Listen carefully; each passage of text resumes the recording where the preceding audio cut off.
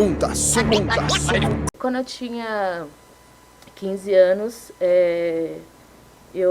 Não, na verdade, desde a oitava série, já comecei com esse negócio de faculdade. Quando eu fiz 15 anos, eu fiz um técnico de designer. Para entrar, eu fiz o Centro Paula Souza. Também foi uma luta com isso. Eles até chamam de vestibulinho, né? Que é um vestibular menor. E aí, nessa virada, assim, quando eu tenho 18 anos, eu conheço a Caia Sagarano, que foi um lugar que fez o na minha mente, né? Que hoje a professora que eu sou é a referência que eu tenho, esse e um outro espaço que eu vou falar mais pra frente.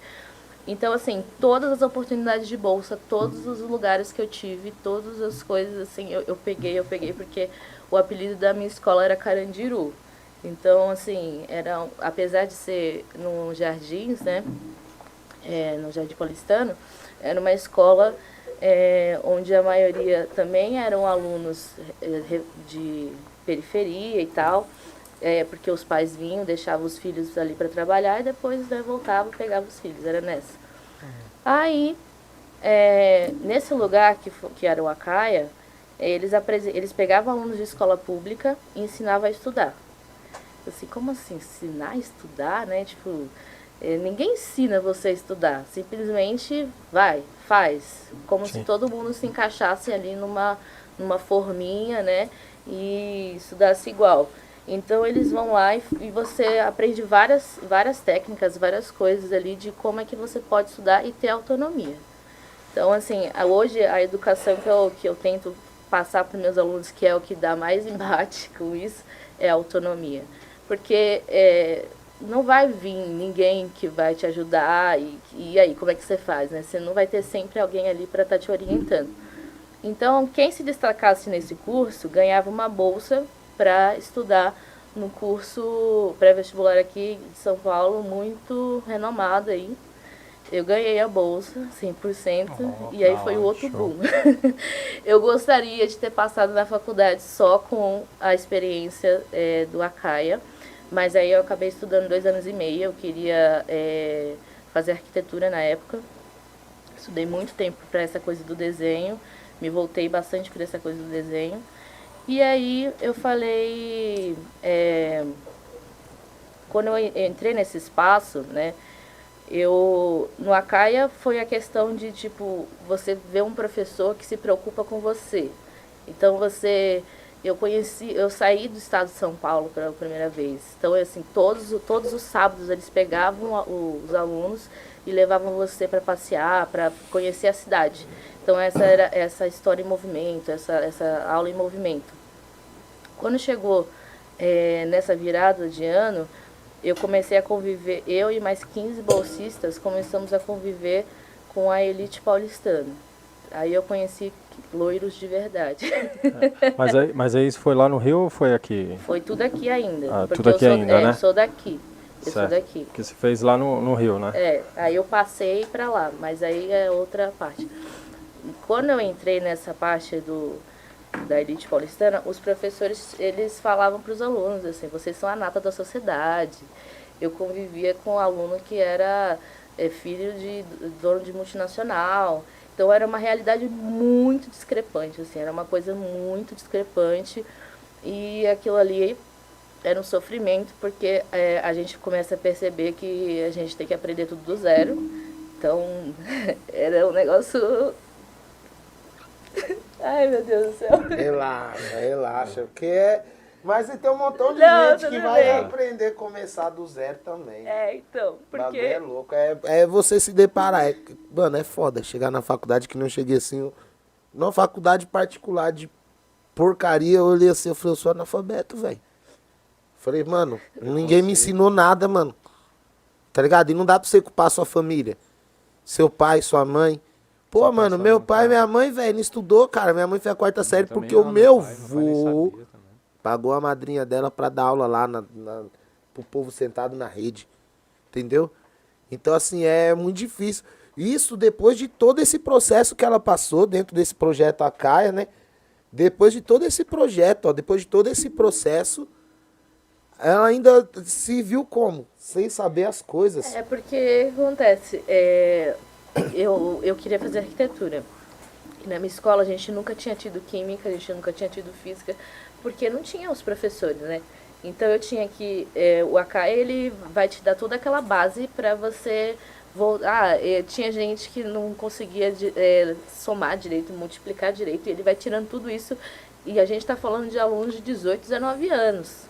Então a gente está... e sem preconceito, sem nenhum tipo de...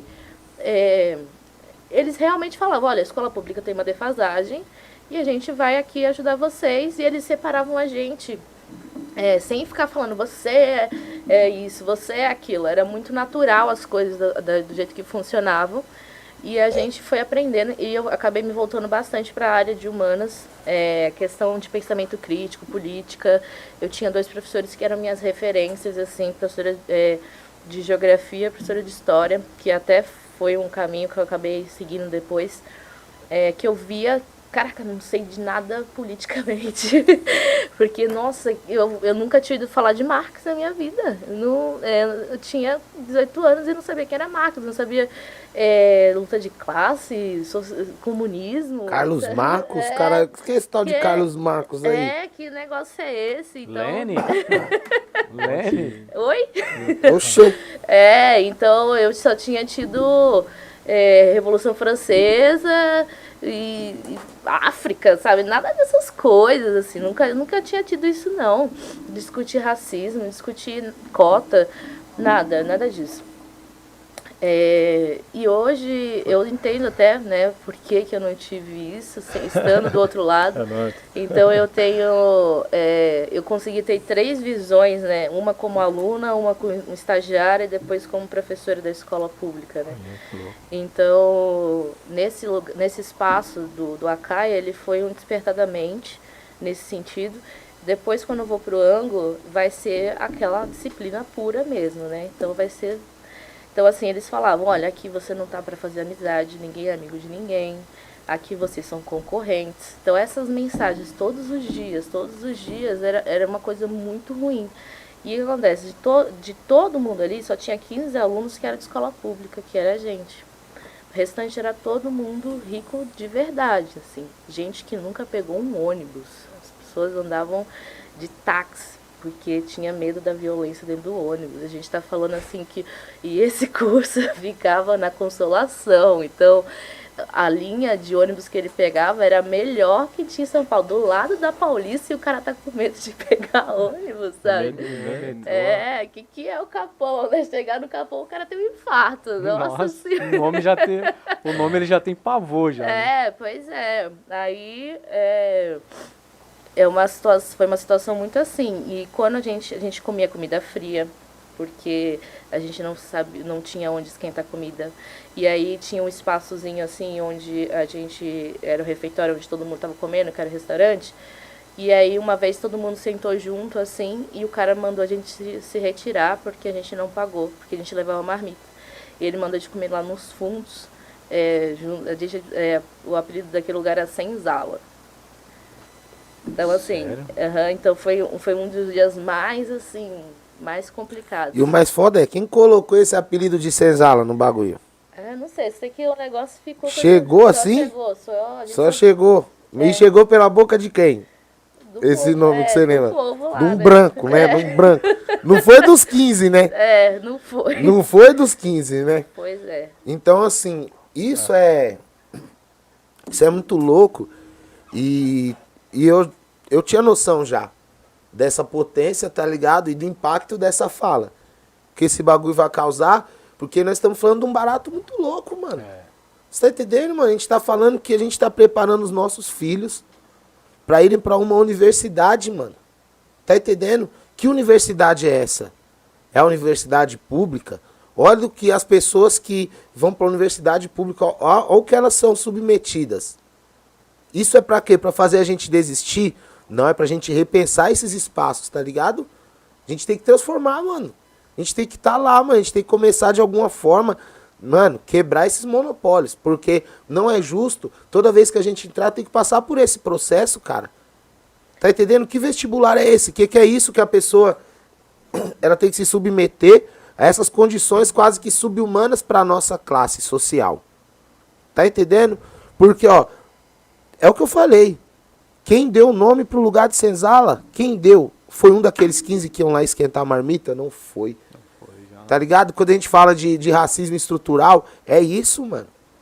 Às vezes a marmita de um dos amigos queimava não, Azedava. estragava, e não tinha o que comer. Porque comer ali todo dia não dava, sabe? Caro, né? É caro, porque uma vez ou outra na vida, beleza, mas para alguém que já gastou dinheiro da condição, porque esses alunos, a maioria era da favela do Ceasa ou das regiões Pirituba, então assim, o cara vinha, tinha uma amiga que vinha de Taipas. Caminhada, hein? Então assim, de Taipas para até Consolação é uma vida. Ela chegava sempre roxa do caso do trem da Sé ali, sabe? Então esse é o tipo de situação, você vê o aluno ali sentado, você não sabe o que ele chegou, qual foi o caminho que ele trilhou para chegar até ali. Quanto foi mastigado, né? Pois é, então hoje, quando eu vejo os meus alunos, eu tento fazer isso. É lógico que o sistema ele vai fazendo com que você vai perdendo essa sensibilidade às vezes, porque é tanta turma, é tantas coisas assim que você vai perdendo, mas eu tento ao máximo colocar isso, porque foi o que fizeram por mim, né? Então, se hoje eu estou aqui, cheguei aonde eu cheguei, é porque acreditaram em mim. Então, eu quero acreditar nos meus alunos também, porque eu acho que não é nem eu acreditar, eu acho que é fazer com que eles percebam que eles são uma potência.